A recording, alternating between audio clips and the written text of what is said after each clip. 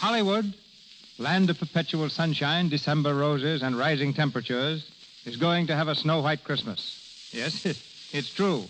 But before I completely confound our Chamber of Commerce, let me explain myself.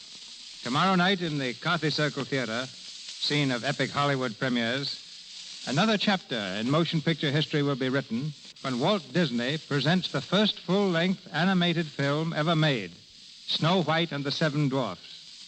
For giving us Mickey Mouse, Donald Duck, and the Silly Symphonies, the world owes Walt a great debt. He was the first to make animated cartoons in sound and then in color. And with Snow White, he pioneers once again in a picture that took 3 years to make and involved more than 2 million individual drawings. Walt is standing beside me now. I should say he's quaking beside me now. He's nervous, trembling, and out of breath. Buck up, Mr. Disney. What's wrong? Nothing much. Except I've been running around in circles so long, it's getting to be a habit. Carthy circles? Well, that's just one of them. I think I've got stage fright. No, you've got premiere fright, which is much worse. You ought to know you've produced and opened more than 200 pictures. Yes, and I'm just as scared the 200th time as I was the first. But I hear Snow White and the Seven Dwarfs is the screen's greatest innovation in years. Well, your own first full-length picture, The Squaw Man, was considered quite a departure. After all, people had only seen two-reelers up to then. So I can forgive your condition tonight, even though you look as though you've done all the work yourself. Oh, far from it. If I had tried to make this picture by myself, working 8 hours a day and going to a sanitarium for 2 weeks each summer, it would have taken me 250 years. And you figured that wasn't quite fast enough. Anyway, lots of luck. Pardon me, did you say lots of lucks? I said luck. But the name Snow White suggests Lux Flake. So that Lux Flakes maybe played some part in your production. Well, I'm grateful to Lux Flakes.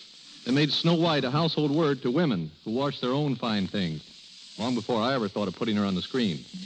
I also understand that Lux Flakes play a big part in cutting down Hollywood's wardrobe bill, which reminds me how costly a young lady Snow White was to clothe. We figure her costumes cost about $100,000. Just a minute, Walt.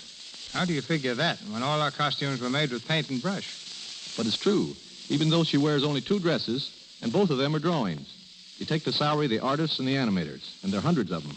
The cost of the paints, colors, photography, and Technicolor, and little Snow White's 2 dresses add up to $100,000. The cost of our entire picture is almost as much as your own new film, The Buccaneer. And yet you didn't have to pay the salary of a single star. We who produce pictures with human beings figure their salaries alone consume 25% of our budgets. So with $1.5 million invested, I can understand in more ways than one why you may be nervous. I guess it wouldn't be normal if I weren't nervous. But Snow White is a goal we've been aiming at for 10 years. There won't be any Mickey Mouse or Donald Duck to attract the people. They'll all be brand new characters. And I suppose after Snow White is successfully launched, you'll sit back and take it easy for a while. Are you going to stop work after The Buccaneer? I haven't begun to work yet. Well, we won't stop either. It's just the beginning for us.